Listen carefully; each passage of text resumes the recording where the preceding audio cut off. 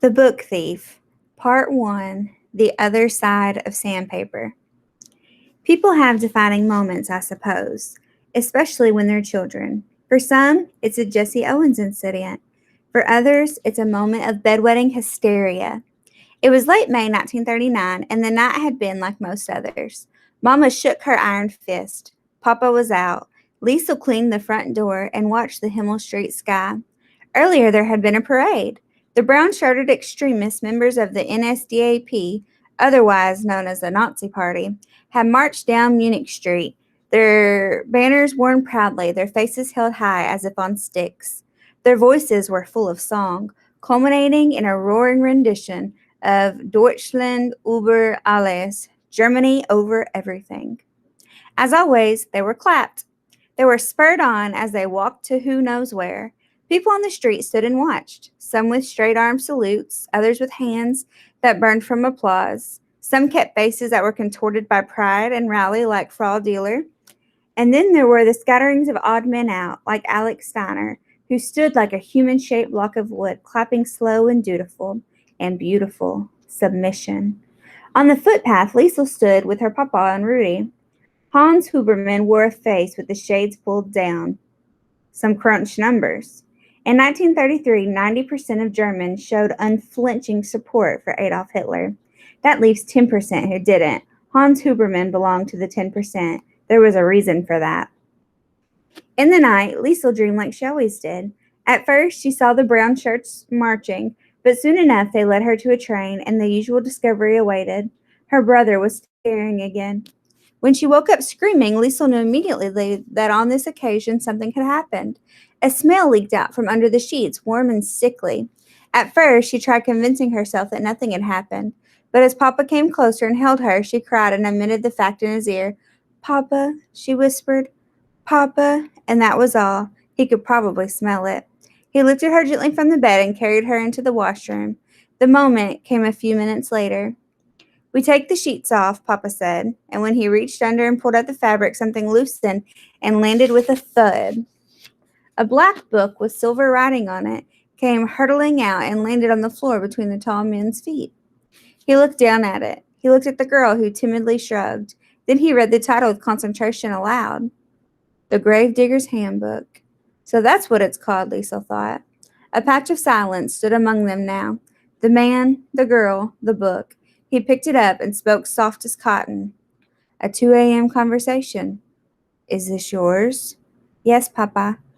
"Do you want to read it?" Again. "Yes, Papa." A tired smile. Metallic eyes melting. "Well, we'd better read it then." 4 years later, when she came to write in the basement, two thoughts struck Liesel about the trauma of wetting the bed. First, she felt extremely lucky that it was Papa who discovered the book. Fortunately, when the sheets had been washed previously, Rosa had made Liesel strip the bed and make it up. "And be quick about it," Samich. "Does it look like we've got all day?" Second, she was clearly proud of Hans Hammerman's part in her education. "You wouldn't think it," she wrote, "but it was not so much the school who helped me to read. It was Papa. People think he's not so smart, and it's true that he doesn't read too fast, but I would soon learn that words and writing actually saved his life once, or at least words and a man who taught him the accordion." "First things first," Hans Huberman said that night. He washed the sheets and hung them up. "Now," he said upon his return, "let's get the midnight class started."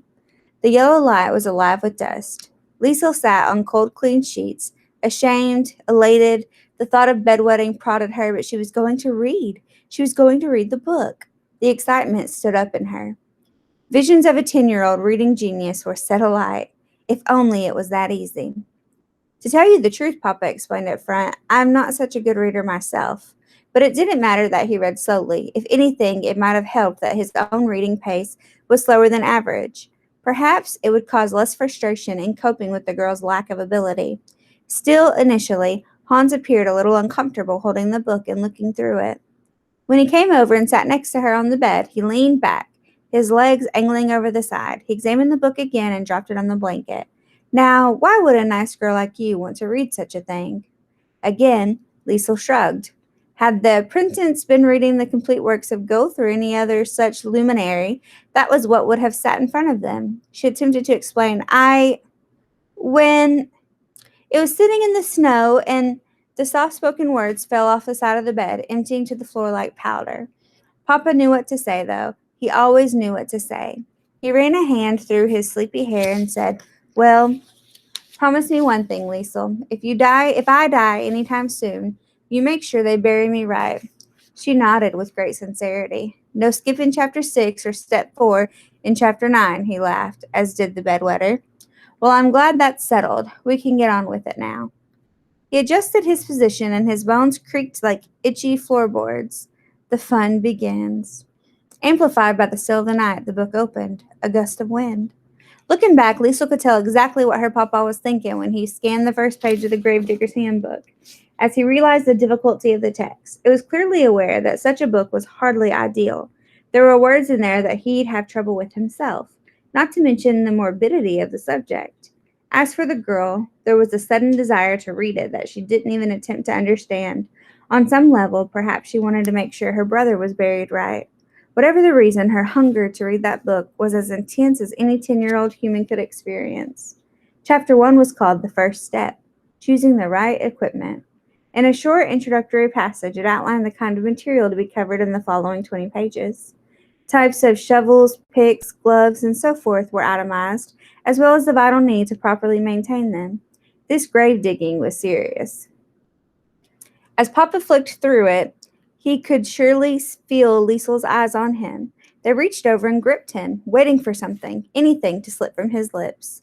"Here," he shifted again and handed her the book. "Look at this page and tell me how many words you can read." She looked at it and lied. "About half?" "Read some for me." But of course she couldn't. When he made her point out any words she could read and actually say them, there were only 3, the 3 main German words for thee. The whole page must have had 200 words on it. This might be harder than I thought. She caught him thinking it just for a moment. He lifted himself forward, rose to his feet, and walked out. This time when he came back, he said, "Actually, I have a better idea." In his hand there was a thick painter's pencil and a stack of sandpaper. "Let's start from scratch." Liesel saw no reason to argue. In the left corner of an upturned piece of sandpaper, he drew a square of perhaps an inch and shoved a capital A inside it. In the other corner, he placed a lowercase one. So far, so good. "A," Liesel said. "A for what?" She smiled. "Apfel." He wrote the word in big letters and drew a misshapen apple under it. He was a house painter, not an artist. When it was complete, he looked over and said, "Now for B." As they progressed through the alphabet, Liesel's eyes grew larger. She had done this at school in the kindergarten class, but this time was better.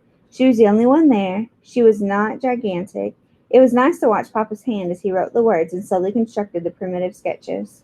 "Oh, come on, Liesel," he said when she struggled later on. "Something that starts with S. It's easy. I'm very disappointed in you." She couldn't think. "Come on," his whisper played with her. "Think of Mama." That was when the word struck her face like a slap, a reflex grin. "Summit!" she shouted, and Papa roared with laughter, then quieted. "Shh, we have to be quiet." But he roared all the same and wrote the word, completing it with one of his sketches. A typical Hans Huberman artwork. "Papa," she whispered, "I have no eyes." He patted the girl's hair. She'd fallen into his trap with a smile like that. Hans Huberman said, "You don't need eyes." He hugged her and then looked again at the picture with a face of warm silver. "Now for tea." With the alphabet completed and studied a dozen times, Papa leaned over and said, "Enough for tonight?" "A few more words?" He was definite. "Enough. When you wake up, I'll play accordion for you." "Thanks, Papa." "Good night." A quiet one-syllable laugh. "Good night, Somich." "Good night, Papa." He switched off the light, came back, and sat in the chair. In the darkness, Liesel kept her eyes open. She was watching the words.